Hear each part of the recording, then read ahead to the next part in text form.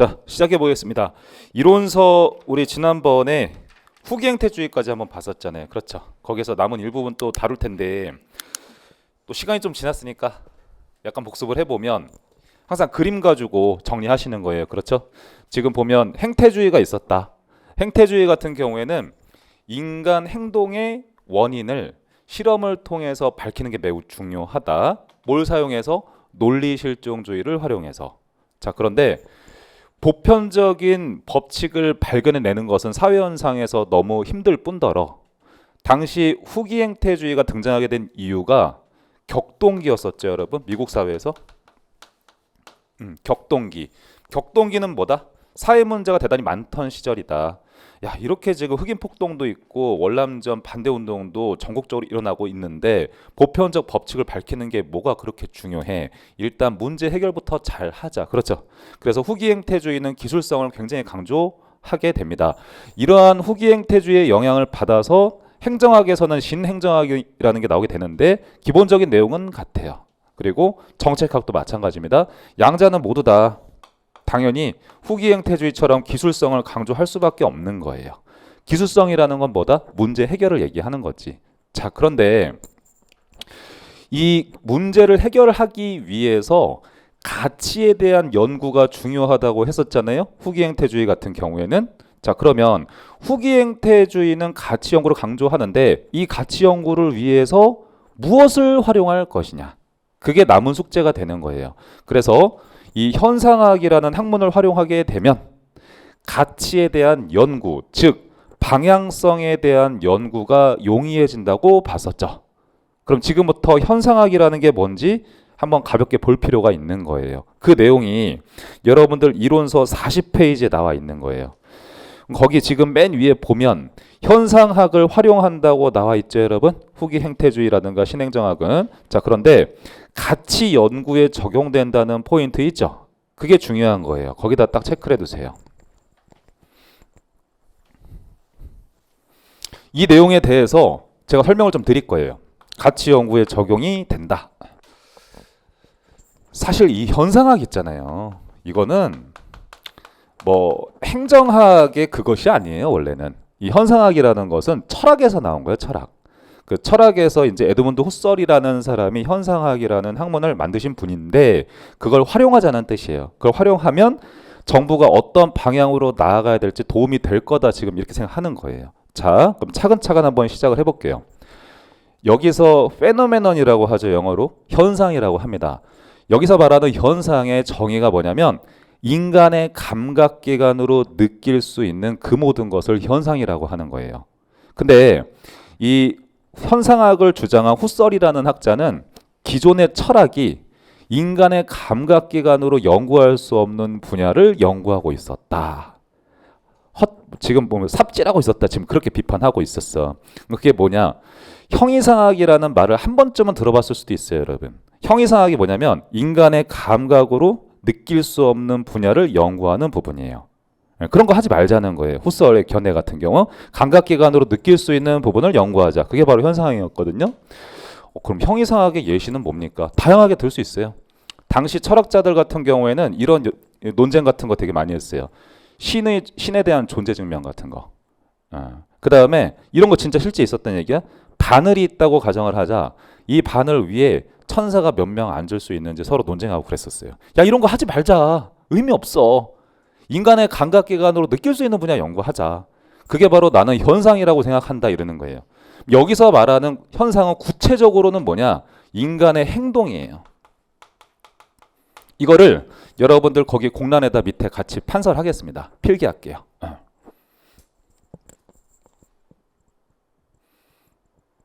자, 여기서부터는 조금 이제 들어가야 돼요.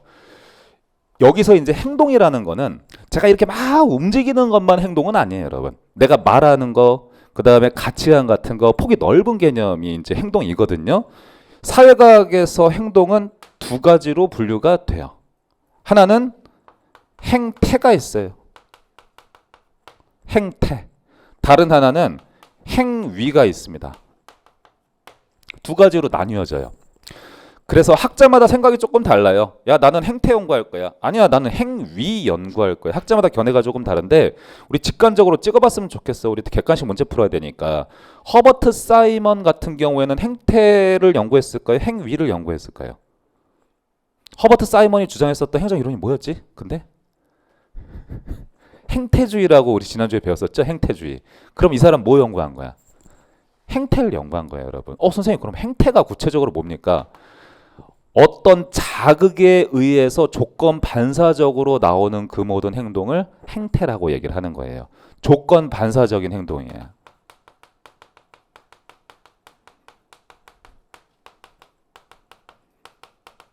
조건 반사적인 행동. 그래서 사이먼 같은 경우에는 뭘 밝혀내고자 했던 거예요? 이 행동을 만들어내는 원인을 탐구하고 싶었던 거 아니에요? 쉽게 말하면 이 조건을 밝혀내고 싶었던 거잖아요. 이 조건 때문에 이 행동이 나온다 그 얘기하고 싶은 거니까 그 행태주의는 행태를 연구했었다 이렇게 보시면 돼요. 근데 행위는 약간 개념이 달라요. 이게 영어로 번역을 할 때는 행태의 경우에는 behavior 이렇게 번역을 해요. 근데 행위는 action 이렇게 번역을 합니다. 의미가 사용하기에서 다른데 의미가 내재된 혹은 포함된 행동 이거를 행위 이렇게 표현을 보통 하죠. 의미가 포함된 행동이다. 여기서 무게중심은 뭐냐면 여기에 있어요, 여러분. 의미예요. 여기에 무게중심이 있어요. 이제 영어로 번역을 할 때 meaning 혹은 symbol 다양하게 번역은 할 수 있습니다. 얼마 전에 우리 어머니께서 우리 엄마죠. 엄마가 저한테 문자가 왔어요.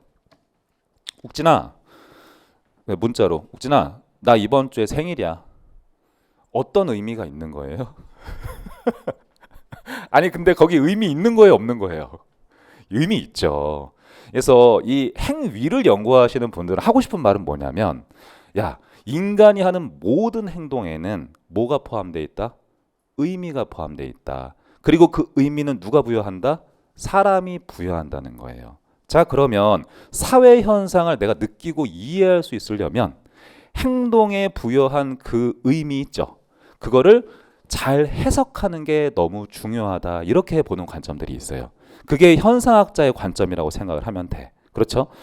그럼 이제 여러 가지 견해가 있을 수는 있잖아요. 내 학생들한테 물어봤거든요. 옥진아, 이번 주 일요일에 엄마 생일이야. 이게 무슨 의미 같아요? 그랬더니 돈 달라는 거예요. 이렇게 말하는 친구도 있고, 뭐 식사하자고 하는 거예요. 이렇게 말하는 친구도 있고. 아무튼 공통된 견해를 추출해 보면 엄마가 무언가를 나한테 선물 받길 바란다 라는 의미 정도는 담겨 있구나. 이건 알 수 있는 거잖아요. 그렇죠? 좋아요. 이 의미가 담겨 있는데 이 의미를 잘 해석하는 게 굉장히 중요해요. 해석을 잘해야 돼요. 해석을. 현상학자들은 그렇게 얘기해요. 그냥 이거 엄마가 옥진아 이번 주 생일이야 이러면 이거 돈 달라는 거예요. 이게 객관적으로 돈 달라는 거 이렇게 말하기는 힘들잖아요. 그렇죠?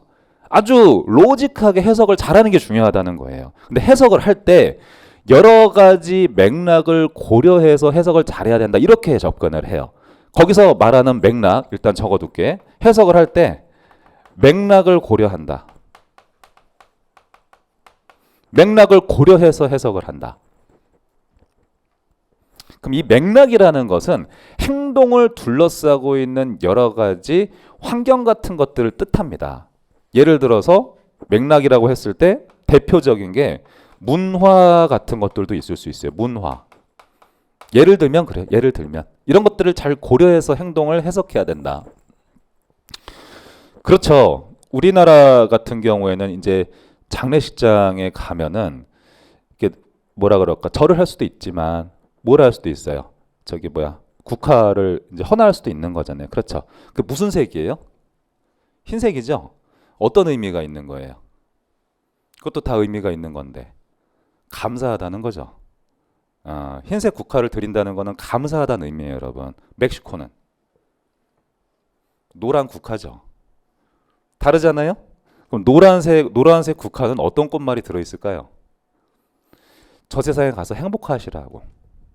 그런 의미가 있다고 해요, 여러분. 멕시코 같은 경우에는 놀이 같은 것들을 되게 잘해요. 그래서 이제 구기 종목 같은 거, 스포츠 같은 거 되게 잘하지 않아요, 여러분? 이렇게 어떤 문화적인 생각 같은 게 되게 다른 거예요. 그래서 어떤 행동의 의미를 이해하고자 하고 해석하고자 할 때 문화 같은 걸 고려해서 해석하는 게 중요하다고 하는 거지.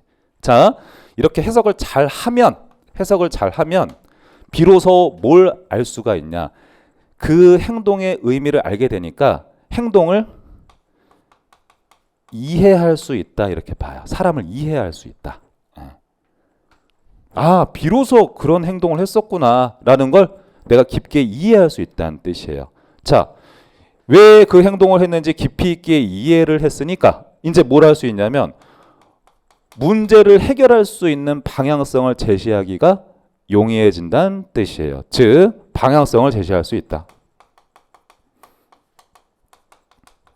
그렇게 되면 문제를 해결하는 데 도움이 된다. 그 얘기예요. 이런 프로세스가 들어있어요, 사실은. 현상학을 활용하자는 얘기에는. 그래서 저 현상학이라는 게 가치 연구에 도움이 된다고 보는 거예요, 여러분. 방향성을 제시하는 데 도움이 된다고 보는 거지. 이거를 이제 실제 그 당시 미국 사회에 적용을 한번 해보면 흑인 폭동이 발생을 했어요. 그렇죠? 그럼 흑인 폭동이 발생한 이유는 인종차별이야라고 한 줄로 줄여서 말하기엔 흑인들한테 너무 미안하죠. 뿌리 깊은 역사적인 배경이 있는 거예요, 여러분. 그런 것들을 다 훑어보고 그 행동을 해석해야지 흑인들을 이해할 수 있겠죠. 아, 그러면은 우리가 제시해야 될 방향성은 뭐다? 형평성을 추구하자. 그럴 수 있는 거예요. 그래야지 문제 해결에 도움이 된다고 보는 거지. 그래서 이 가치 연구 자체 현상학에 도움이 많이 된다. 그 얘기하고 싶은 거예요. 그래서 이런 깊은 내용들이 사실 이 부분 안에 들어있는 것인데 이거를 제가 이렇게 줄였잖아요. 그렇죠? 이런 프로세스를 몇 번 연습하시기 바랍니다. 그래야지 좀 어렵게 문제가 나왔을 때 푸실 수가 있어요. 오케이. 이거를 예를 들어서 내가 요점 정리를 한번 해볼게. 어차피 기본서 같은 데는 다 들어있는 건데 여러분들이 이걸 처음 들었으니까 생각을 한번 해보자고. 행정학의 연구 영역은 가치 영역이 있고 사실 영역이 있대요. 그렇죠? 그러면 행태주의가 있어요. 그리고 후기 행태주의가 있어요. 그냥 이렇게 보고만 보셔도 괜찮아. 보고만 있어도. 자, 그러면 행태주의 같은 경우에는 가치 연구에 무게중심을 두어요? 아니면 사실 연구에 무게중심을 두어요? 이거 강조하는 거 맞죠? 근데 이거 사실 연구를 할 때 어떻게 해야지 사실 연구할 수 있다, 이 방법을 제시해야 될 거 아니야. 그게 뭐냐면 논리 실종주의를 활용한다는 뜻인 거예요. 아시겠어요? 자연과학에서 활용했었던 연구 방법론이 되겠지. 그리고 여기 가치 연구를 강조하는 입장이 후기 행태주의예요. 그럼 후기 행태주의 같은 경우에는 이 가치 연구를 위해서 뭘 활용을 하자? 현상학을 활용하면 좋다. 그렇게 봤다는 거죠. 그래서 지금 논리실종주의 얘기 설명도 나왔었던 것이고 현상학 설명도 지금 이렇게 나오게 된 거예요. 이걸 같이 묶어서 공부하셔야지 안 까먹어요, 여러분. 아시겠죠? 좋아. 물론 나중에 이제 들어가다 보면은 이런 부분들이 있기는 해요. 또 약간 뭐 짓궂게 문제를 낼 때 후기 행태주의 같은 경우에는 이 사실 연구에 대해서는 아예 반대한 입장인 거냐? 그럼 그렇지는 않아요. 이거 하는 건 좋은데 무게 중심을 여기에 두자 이렇게 간단 말이에요. 근데 행태주의 같은 경우에도 이런 식으로 접근해. 가치 분야와 사실 연구가 있다고 한다면 가치 분야의 연구가 있다는 거는 인정은 한다. 이렇게 가요. 이런 연구 분야가 있다는 건 인정은 한다. 하지만 이거를 연구하지는 말자는 게 행태주의의 입장이에요. 왜냐? 주관적인 연구가 될 공산이 크기 때문인 거예요. 야, 흑인 폭동이 일어났어. 뿌리 깊은 역사적인 맥락을 살펴봤어. 그래서 흑인의 행동을 이해할 수 있게 됐어요. 그래서 나아가야 될 방향성으로서 형평성을 제시하게 됐어요. 근데 사이먼은 거기서부터 또 문제 제기를 하는 거야. 그래서 형평성이 뭔데? 딱 이러는 거야. 그러면은 사실은 정치를 하는 사람마다 생각이 약간씩 다를 수가 있잖아. 그 형평성이라는 개념 자체가 너무 추상적이고 주관적이기 때문에 사이먼은 이런 건 싫다 이거예요. 그래서 그런 분야의 연구가 있다는 건 알지만 난 연구하는 건 싫어. 나는 명확한 게 좋아. 이런 사람이 사이먼이거든요. 그러니까 저 사람은 사실 연구를 강조하는 거지. 됐어요, 여러분? 후기 행태주의자들은 아니 연구가 주관적이건 객관적이건 그래 가치 연구가 주관적인 건 난 인정해. 근데 그 연구는 정치나 행정의 영역에서 분명히 필요한 분야야. 주관적일지라도. 그렇게 생각하는 사람들이 후기 행태주의와 관련된 사람들인 거지. 공정한 사회가 뭐냐? 화두를 딱 던졌어. 무엇이 페어한 거냐? 이러는 거예요. 그러면 사람마다 생각은 다르겠죠, 여러분? 그럼에도 불구하고 끊임없이 논쟁하고 우리가 생각을 정리하면서 알아가는 과정은 필요하다. 이렇게 보면 후기 행태주의자들인 거예요. 여러분 생각은 다를 수 있겠죠. 나는 사이먼 쪽이 맞는 것 같은데, 나는 이스턴 쪽이 맞는 것 같은데 생각이 다를 수는 있겠지만 여러 이제 갑론을박이 있었다는 거예요. 아시겠죠? 이런 것들이 미국의 역사와 관련성이 있어요. 오케이. 그럼 그 내용이 이제 40페이지에서 나왔었던 현상학을 활용한다는 그 맥락이 되겠습니다. 됐죠? 그 텍스트들은 여러분이 읽어보시면 되는데 이걸 줄여서 표현한 게 제 판서라고 보면 돼. 이렇게. 오케이. 그럼 이제 문제 한번 풀어보시죠. 그 세 개 있습니다. 지난주에 배웠었기 때문에 약간 헷갈릴 수 있어. 자, 문제 한번 풀어볼게요. 1번 문제 보시면 이거 약간 말장난하는 성격이 있어 지금. 정책학은 후기 행태주의의 퇴조로 등장하게 되었다. 그게 아니고요. 후기 행태주의가 등장하면서 그 영향으로 인해서 발전하게 되었다. 그렇게 가야 돼요. 그래서 이거는 틀린 선지가 되는 겁니다. 해설은 제가 잘 해두었죠, 여러분? 그 다음에 이번에 이스턴의 후기 행태주의는 여기서 여러분 학자 이름 챙겨두세요. 이스턴이 후기 행태주의 주장했다. 이거 챙겨두세요. 그리고 데이비드 이스턴은 혹시 여기 앉아 계신 분들 중에 자기 전공이 어떨런지는 모르겠지만 이제 정치 외교, 그러니까 정치학자라고 생각하시면 돼. 정치학자. 우리가 정외과 가서 정치학 처음 공부하다 보면 데이비드 이스턴이 제일 먼저 나오는 경우가 많거든요. 정치학자예요.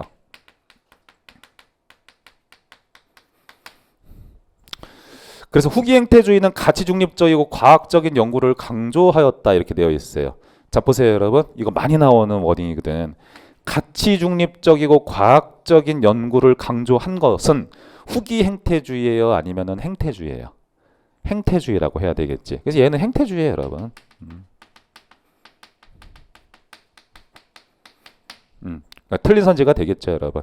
그러면 후기 행태주의 같은 경우에는 제가 아까 필기했던 것처럼 가치 연구를 강조한 학자들이 되는 거잖아요. 그래서 이걸 워딩으로 표현을 할 때 가치 평가적인 연구를 지향했다. 이런 식으로 표현할 수 있어요. 오케이. 그 다음에 3번.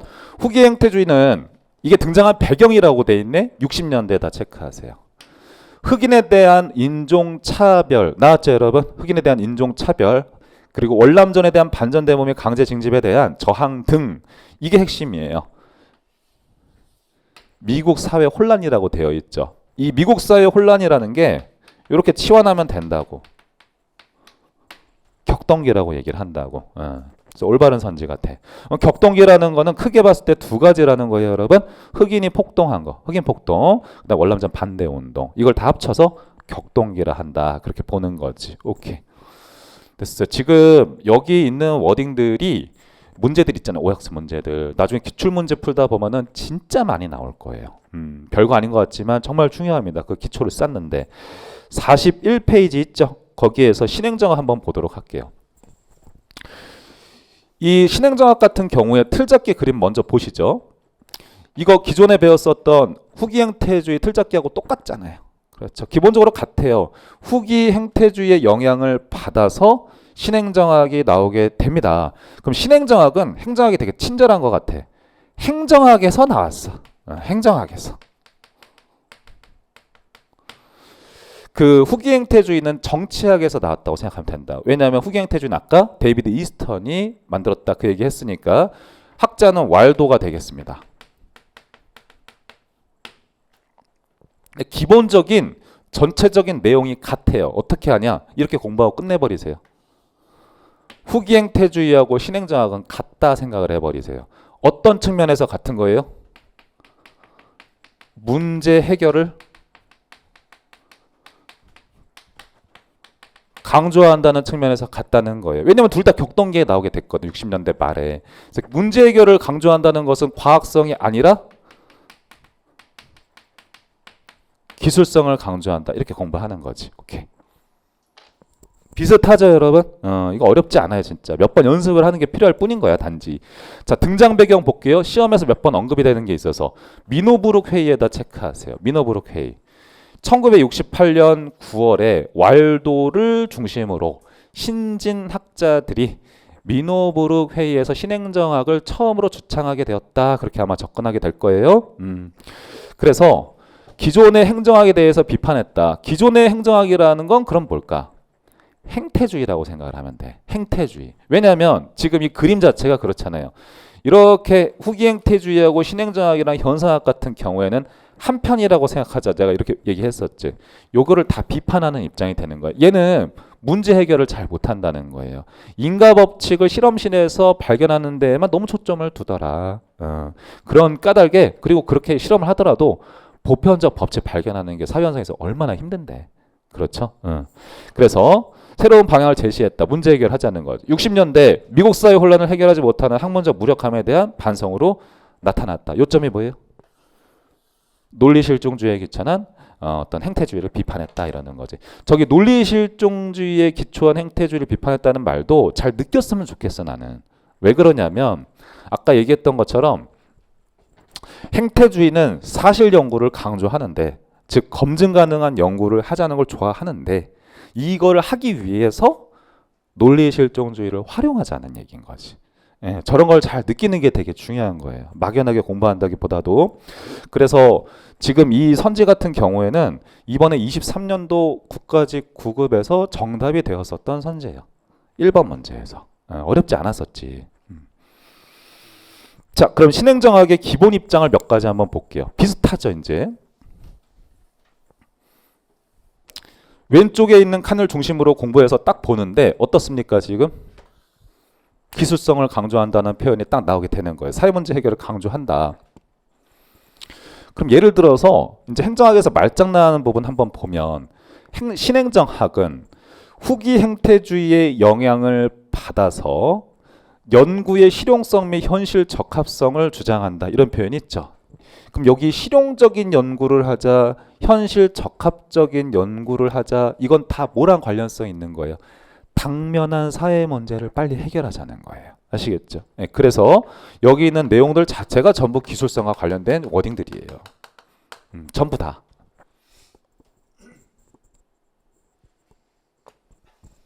두 번째 점도 한번 차분하게 보지. 실제 당면한 사회 문제를 해결하는 데 집중을 하고, 그렇죠? 그리고 이를 위해 사람들의 행동을 어떻게 하세요? 행동을 이해하려고 노력하자는 거죠. 행동에 담긴 의미를 이해하려고 노력하자는 거예요. 그 행동의 의미를 이해하기 위해서는 뭘 활용한다? 현상학 등의 바탕을 두고 이해하려고 노력을 한다는 거지. 그 행동을 이해해야지만이 우리가 어떤 방향으로 나갈지 처방할 수 있는 거예요. 오케이. 약간 어려운 말들이죠, 여러분. 괜히 행정학과에서도 제일 어려운 그 뭐라 그럴까 과목이거든요. 이게 행정이론이 제일 어렵거든요. 그래서 학생들 일반적으로 어려워하지. 자, 그다음에 사회 문제 해결을 위한 노력을 어떤 것들을 해야 되겠느냐, 지금 그 얘기하는 거예요. 몇 가지 한번 볼 텐데, 자, 제가 체크 좀 봐드릴게요. 고객 중심에다 체크하세요. 그래요. 문제 해결해 드리겠습니까? 문제가 뭡니까? 이렇게 물어봐야 되는 거잖아요. 그렇죠? 그래서 국민이 원하는 문제, 해결해 주기를 원하는 문제 해결해야 되겠죠? 이걸 갖다 지금 고객 중심이라고 표현하는 거야. 그 다음에 사회적인 형평 나왔어요. 되게 상징적인 표현이에요.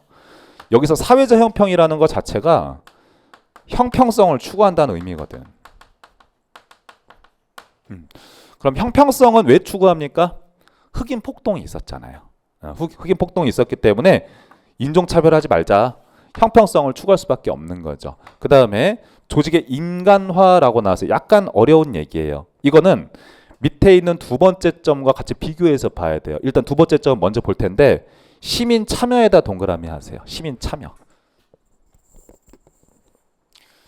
사회 문제 해결하려면 사람들의 얘기를 들어봐야 되겠죠.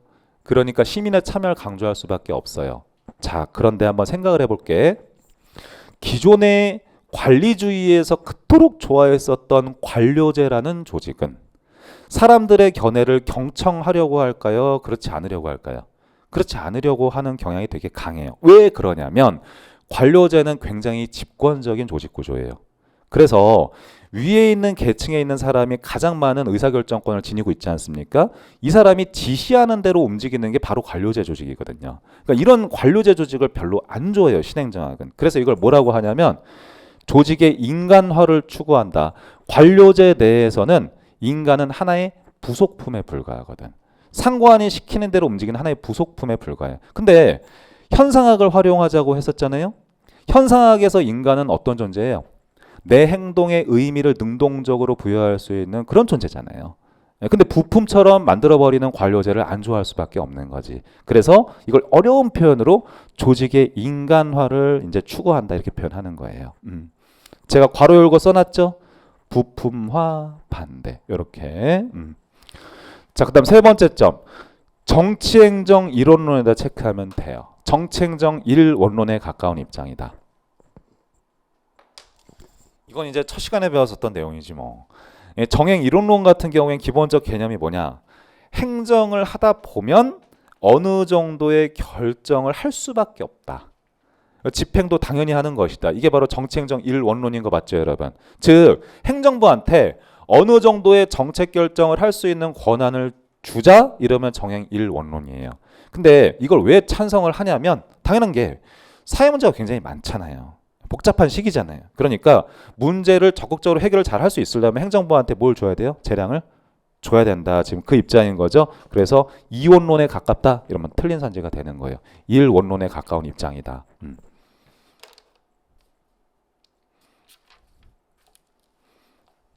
좋아요.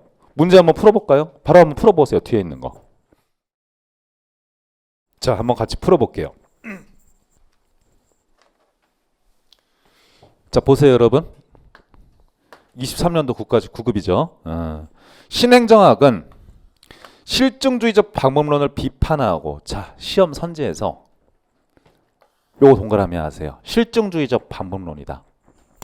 여러분, 그 뭔가를 실증한다는 것은 검증한다는 거예요. 실험을 통해서. 자, 실험을 통해서 검증한다 이러면은 행태주의예요, 아니면 후기 행태주의예요? 행태주의라고 해야 되겠지. 자, 그래서 행태주의라고 적을게요.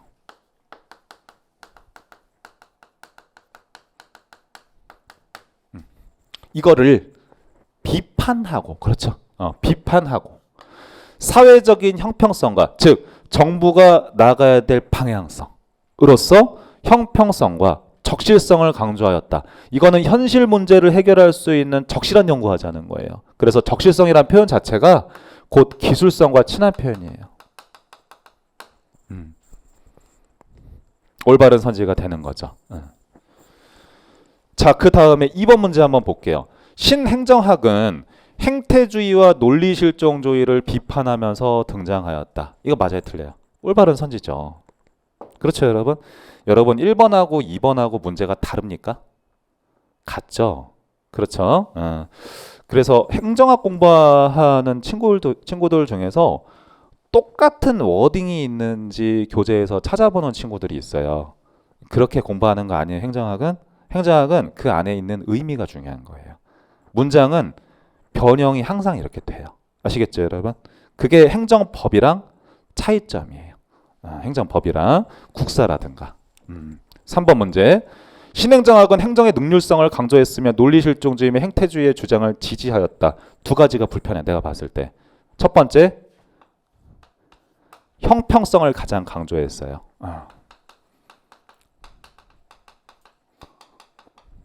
그 다음에 두 번째, 논리실종주의하고 사실 행태주의는 여러분 어떻습니까? 지금 워딩들을 풀어보니까 같이 따라다니죠. 따라다니는 이유가 뭐야? 사실 연구를 위해서 논리실종주의를 활용하기 때문에 행태주의가 같이 따라다닐 수밖에 없는 거예요. 얘네를 지지한 걸 뭐라고 고치면 좋을까요? 비판했다 이렇게 고치면 좋겠지. 그래서 이거 틀린 선지가 되는 거예요. 그렇죠. 어떻게 보면은 국가직이나 이제 지방직에서 20문제를 우리가 풀기 위해서 참 1년 동안 많은 트레이닝을 하게 돼요, 여러분. 많은 트레이닝을 하게 되는데 선생님 생각에는 OX를 한 1000개 정도를 기민하게 잘 풀면 기출 문제집을 풀 필요가 없어요. 그냥 단지 기민하게 안 풀 뿐인 거지. 그냥 답만 확인하고 읽어보고 아 맞았구나 틀렸구나 확인만 하고 넘어가서 끝나기 때문에 행정학에 있어서 어마어마한 과부하를 받고 공부를 하게 되는 것 같아요. 선생님이 봤을 때. 근데 처음에 이거를 문제집을 자기가 가지고 자기가 혼자 풀다 보면은 좀 포인트도 안 보이고 이게 설명도 없이 풀다 보니까 약간 투박하게 풀게 돼요. 이해 없이. 근데 이런 식으로 차근차근 선생하고 OX를 한번 쭉 풀잖아요. 그 다음에 기출문제집은 혼자 풀어도 돼요. 왜 그런지 아세요? 이게 기출문제집에 있던 거잖아요. 그쵸? 그럼 기출문제집을 풀면서 혼자 이걸 발견을 하게 되겠죠, 여러분. 그러니까 행정학은 되게 능률적으로 공부할 수 있어요. 잘 접근을 하는 게 중요한 것 같아. 그 다음에 43페이지 공공선택론 들어갈게요. 자, 개념 간 관계를 한번 보죠. 개념 간 관계. 이거 틀잡기 부분 체크해 두세요. 이게 중요해요. 항상 그렇듯이 제 교재에서는.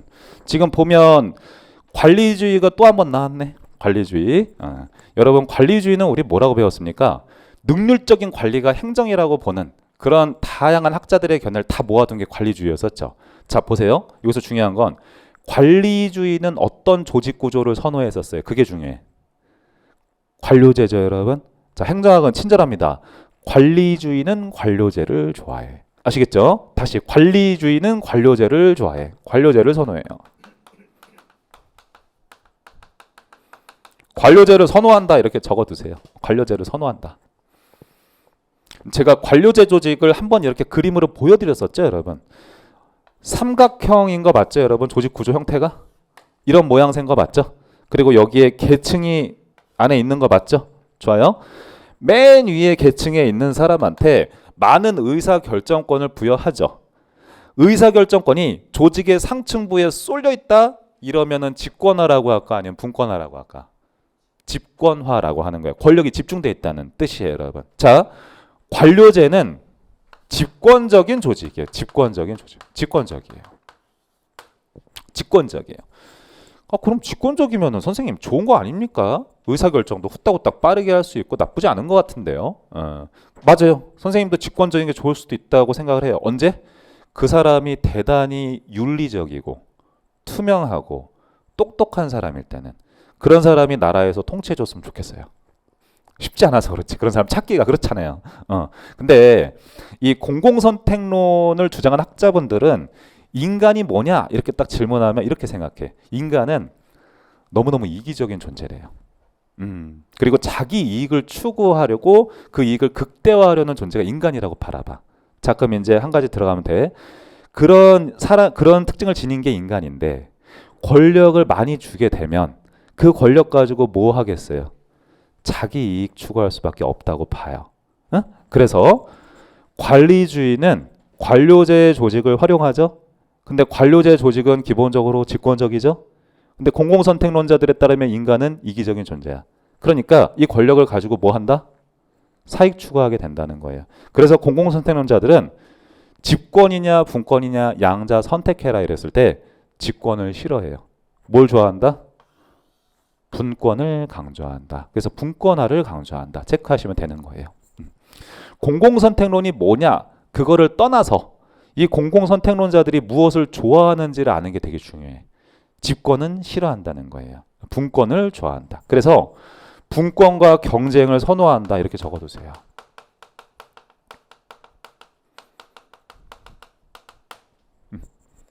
저 공공선택론을 여러분들이 직관적으로 이해하시는 방법도 있어요. 이렇게 해도 상관은 없어.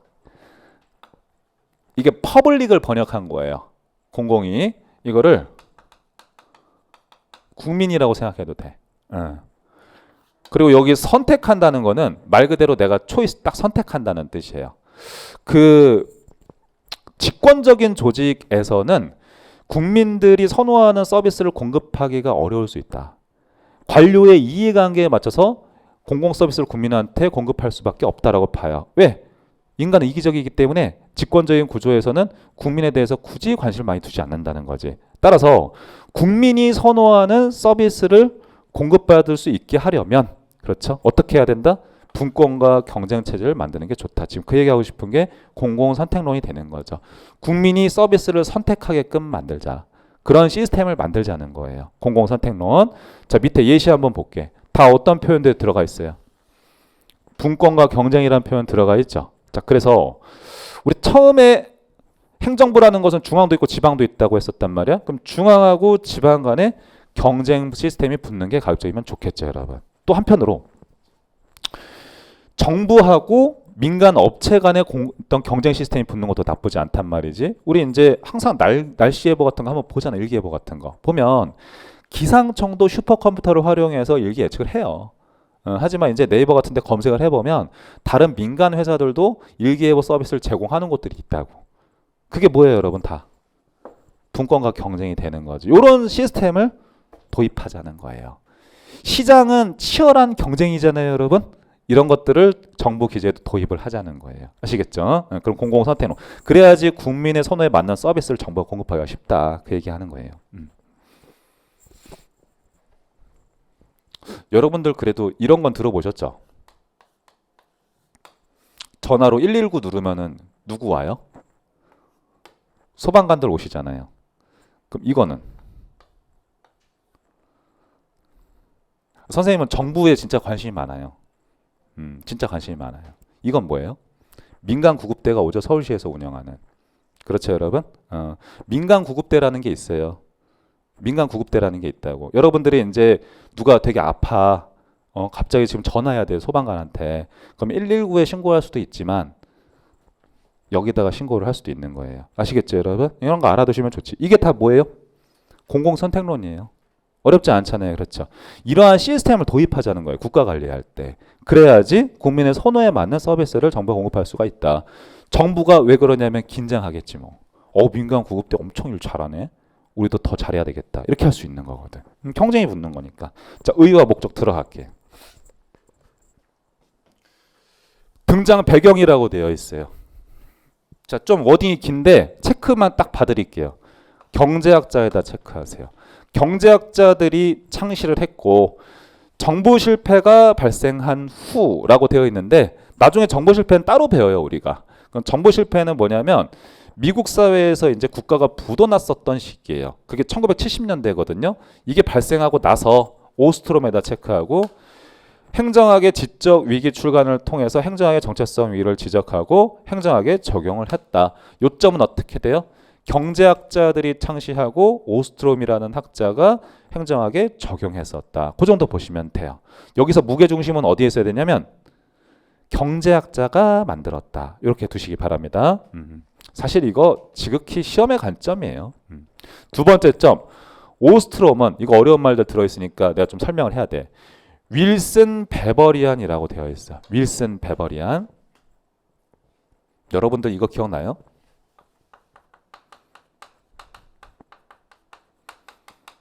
우드로 윌슨? 이 사람 누구예요? 정치행정 이원론 주장했었던 사람인 거 맞죠, 여러분? 정치행정 이원론은 인간주의에 들어가요? 관리주의에 들어가요? 그렇죠. 관리주의에 들어가죠. 그러니까 관리주의는 아까 관료제를 선호한다고 했었잖아요. 근데 그 관료제라는 조직 구조를 이 막스 베버라는 사람이 처음 만들었었거든요. 그래서 그걸 통틀어서 관리주의를 윌슨 베버리안 이렇게 표현도 하는 거예요. 아무튼 이거 요점이 관리주의라는 거야. 직권적인 능률성 패러다임에 대하여, 그러니까 바꿔 말하면 관리주의를 비판하면서, 그렇죠? 관리주의를 비판하면서 서비스 공급에서 관할권의 중첩을 통한 경쟁 원리를 도입해서 민주행정 패러다임을 제시했다. 말이 어렵네. 어떻게 해야 돼요? 포인트가 이게 되는 거잖아요. 관할권의 중첩, 분권, 경쟁 원리를 도입해서 민주행정 패러다임을 제시했다. 이렇게 들어가는 거예요. 그럼 지금 보면 관할권의 중첩이라는 게 여러분들이 봤을 때 낯설 거야. 그럼 아까 제가 그런 얘기 했었죠. 119에 신고해도 되고 129에 신고해도 된다고. 이거 자체가 관할권의 중첩이에요. 얘네도 출동할 수 있고 얘네도 출동할 수 있는 거니까 이게 관할권의 중첩이 되는 거야. 관할권의 중첩을 부정한다 이러면 시험 선지에서 틀린 선지가 된다고. 인정한다 이렇게 가야 되는 거예요. 분권과 경쟁. 이거 민주행정 패러다임을 제시했다는 거는 무슨 말이냐. 이렇게 분권과 경쟁 시스템을 만들어야지 국민 선호에 맞는 서비스를 공급하기가 용이하다는 뜻인 거예요. 오케이. 그래서 공공선택론은 전통적 관료제의 직권적인 의사결정 구조를 비판했다. 뭐가 핵심이에요? 직권하는 싫어. 그 얘기야. 아까 그래서 제가 분권과 경쟁을 좋아해. 그 얘기했었죠. 분권과 경쟁을 좋아해. 요거 한번 볼게요. 정부는 공공 서비스를 생산하는 사람이 되고 국민들은 그걸 어떻게 하는 사람들?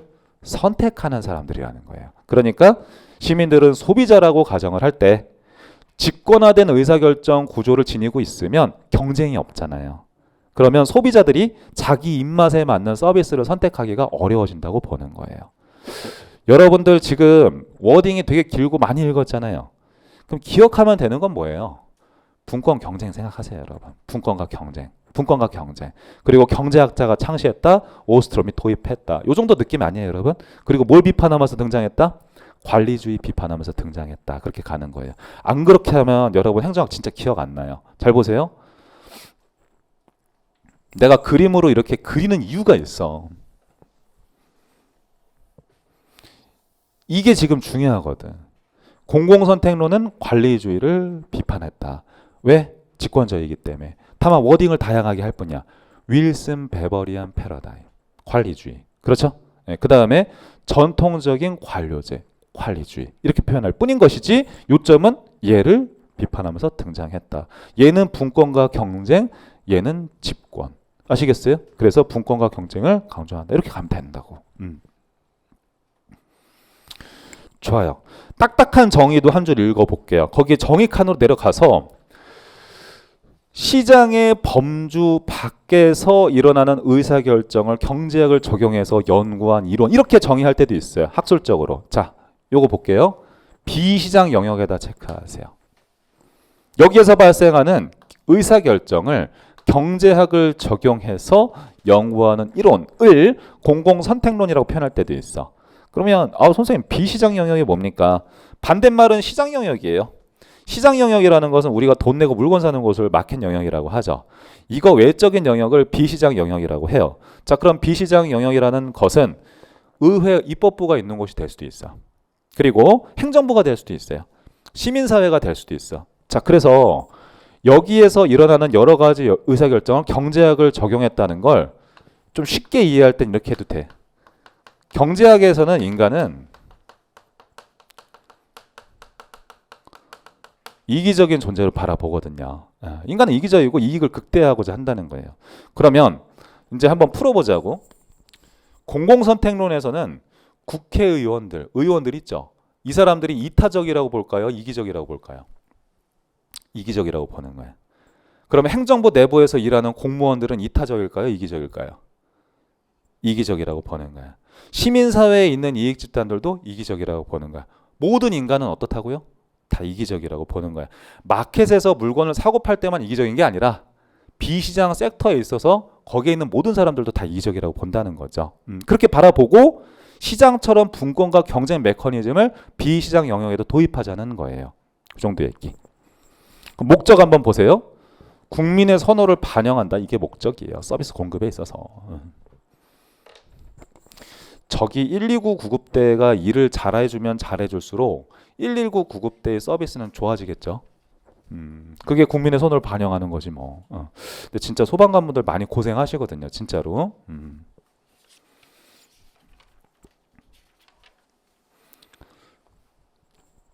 자, 44페이지. 일반적인 특징까지 한번 볼게요. 자, 지금까지 했던 말이 쭉 정리가 돼 있어요. 이기적인 인간을 가정한다. 이기적인 인간이에요. 자기 이익을 극대화하려고 하고요. 경제학에서 바라보는 인간은 이런 인간이다. 이렇게 가시면 되겠습니다. 이기적인 존재다. 그래서 자기 이익을 극대화하려고 하는 존재예요. 자, 그리고 두 번째 점도 한번 볼게요. 약간 어려운 말이 있어. 공공선택론은 인간에 대한 분석으로부터 현상을 설명한다. 인간의 본성은 어떤가? 이기적이다. 여기서부터 이제 출발을 하거든요. 그래서 방법론적 개체주의에다 동그라미 하세요. 방법론적 개체주의에서 관점이며 참인 명예제로부터 또 다른 명제를 도출하는 그런 형식으로 쭉 논리 전개하기 때문에 연역적 접근이라고 한다는 거지. 연역적인 접근. 방법론적 개체주의, 연역적 접근이다. 여러분들이 이제 그 연역과 귀납 기납에 대한 거는 국어 시간에 배울 것 같아요. 그렇죠, 여러분? 내 생각에는 아닌가? 아직 안 배웠어? 되게 간단해요, 여러분. 불이 이렇게 타오르고 있잖아. 손을 이렇게 갖다 대요. 와, 뜨거! 귀납의 연역이에요. 아, 불은 뜨겁다 이러는 거지. 귀납이죠. 연역은 뭐예요? 어떤 지식을 가지고 이러이러한 속성을 지니고 물체가 있으면 얘는 뜨거울 거다. 내가 추론을 하는 거죠. 그럼 연역이잖아. 그럼 이제 바꿔 말해볼게. 귀납은 경험을 내가 실제 해야지 아는 거예요. 연역은 뭐예요? 참인 명제로부터 또 추론을 하는 과정이기 때문에 추론하는 것도 참인 거야. 그래서 굳이 경험하지 않아도 알 수 있다는 뜻인 거예요. 어렵지 않죠, 여러분? 보통 수학자나 경제 수학 하시는 분들은 다 연역적으로 지식을 만들어내요. 여기 경제학자들이 다 경제 수학자들이거든요, 여러분. 그리고 방법론적 개체주의 하나 말씀드릴게요. 이거죠. 방법론적 개체주의는 현상을 구성하는 부분을 분석하고 나서 부분에 대한 분석으로부터 내가 설명하고자 하는 현상을 설명하려는 접근, 이러면 방법론적 개체주의적 접근이라고 얘기를 하죠. 보통은 그래요. 그래서 여러 가지 예시는 들어볼 수 있는데 여러분 이런 건 어때? 이거 한 번쯤은 들어봤을 것 같아. 뉴스 같은 데서 뇌과학이라는 거. 뇌과학에서 인간의 행동을 설명할 때 어떻게 해요? 보통 설명하는 로직 자체가 뇌에서 어떤 호르몬을 분비하기 때문에 인간의 행동, 이러이러한 행동이 나온다. 이런 식으로 설명하는 거 맞아요? 현상을 구성하는 그 일부분을 자세하게 분석을 한 다음에 내가 원하는 현상 설명하는 거예요. 그럼 개체주의적 접근이라고 한다. 공공선택론 같은 경우에는 인간에 대한 분석으로부터 왜 분권적인 구조를 만들어야 되는지를 쭉 설명하기 때문에 개체주의적 관점이라는 거지. 오케이. 경제 수학을 활용한다. 그냥 경제학을 활용한다. 이렇게 보시면 돼요. 경제학에다 동그라미 해두시고. 여러분들이 어떤 전공을 하셨는지는 모르겠지만 대학교에서 이제 공공선택론을 전공하신 교수님이 있었다. 이러면은 그분들은 석박사 논문이 다 수학으로 쓰신 분들이에요. 그러니까 공공선택론을 전공하신 분들은 문과에서 수학적 재능이 발군인 분들이 보통 이제 전공을 하는 경우가 되게 많아요. 아무튼 경제 수학을 하시는 분들이다. 분권화된 제도 강조, 분권화된 제도의 동그라미 딱 하시면 되죠. 여러분들이 지금 공부해야 되는 건 뭐야? 아, 공공선택론은 경쟁체제 좋아하기 때문에 직권화된 거 싫어해. 딱 이렇게 공부하시면 되는 거지. 직권하면 왜? 자기 이익을 추구하려고 할 뿐인 거지. 됐어요. 여러분 있잖아요. 거기 밑에 기출 OX 있죠? 3개 지금 빠르게 한번 풀어보세요. 1번 공공선택론의 사상적인 연원은 정부가 서비스를 공급할 때 시민의 선택을 존중한다. 이렇게 되죠. 정부는 생산자고 국민은 소비자다. 기억하시죠, 여러분? 그 자체가 시민의 선택을 존중한다. 아니면 이렇게 공부해도 돼. 여기서 공공이 국민이라고 생각을 해도 돼요, 여러분. 그렇죠? 국민이 선택할 수 있게끔 만들자. 선택권을 존중한다. 여기 워딩에 써 있잖아. 그러니까 올바른 선제가 되겠지. 오케이. 2번 문제. 서비스를 독점적으로 공급하는 전통적인 정부관료제. 전통적인 정부관료제. 동그라미 하세요. 시민의 요구에 따라 민감하게 반응을 보일 수 없는 제도적 장치다. 이랬어요. 여러분 관료제는 직권적이에요? 분권적이에요? 직권적인 거죠. 그렇죠? 그리고 저기서 말하는 전통적인 정부관료제는 관리주의를 상징하는 표현이에요. 왜냐? 관리주의는 관료제를 좋아했었거든. 그래서 야, 인간은 권한 많이 줘봐야 그거 가지고 부패만 할 뿐이야. 그냥 분권과 경쟁시켜. 이게 이제 공공선택론이에요. 근데 그럴듯하지 않아요, 여러분? 그럴듯하다고 생각해요. 예전에 대학교에서 그 수업 들을 때 공공선택론 전공하신 교수님이 이제 그쵸? 그때 수업을 들었었으니까 중간 기말고사가 아직도 기억에 나. 너무 어려워서. 아무튼 근데 그 분이 처음에 들어와서 하셨던 말씀이 이거였었어. 여러분 근데 사람들이 법을 왜 지키지 않는다고 생각합니까? 딱 이러시더라고. 그럼 공공선택론이라고 생각하고 자라고 생각하고 답변해 보세요. 뭐라고 그 교수님은 생각하실까? 지키는 게 손해니까 어긴다. 딱 그게 공공선택론을 전공하신 분들의 관점이거든요. 무슨 말인지 아시겠어요, 여러분? 그게 공공선택론자들의 관점이에요. 그럴듯하잖아요, 그렇죠? 내가 지켜봐야 나한테 손해인데 내가 그거 왜 지켜? 딱 이렇게 가는 거예요. 3번 공공선택론은 제도적인 장치의 필요성을 경시한다. 이거 약간 센스가 좀 필요해. 여기 제도라는 표현이 있잖아요. 사회과학에서 이 인스티튜션 제도라는 것은 되게 추상적인 표현입니다. 근데 일반적으로는 뭐 우리 법이나 규칙 같은 거 있죠. 혹은 시스템 이런 것들을 다 제도라고 부르는 거예요. 문화까지도 제도라고 보는 경우도 있어요. 자, 그런데 분권화 혹은 집권화라는 것도 하나의 구조를 일컫는 말이잖아요. 그래서 이것도 제도라는 표현 안에 들어가요. 즉 제도적 장치의 필요성을 경시한다. 경시한다가 지금 틀렸거든요. 중시한다라고 해야 돼. 근데 어떤 제도적 장치의 필요성을 중시한다고 해야 될까? 1번 선지 집권, 2번 선지 분권. 분권이라고 해야 되는 거죠. 분권적인 그런 제도를 도입해야 된다. 그 얘기하는 거예요. 오케이. 그래서 선생님이 자신 있게 얘기할 수 있는데 행정학은 물론 어느 정도 워딩은 외워야 된다는 거 선생님 인정해요. 시험 과목이니까 암기 과목이니까. 그런데 얘는 행정법 이런 거에 비해서는 너무 워딩에 매몰되지는 마세요.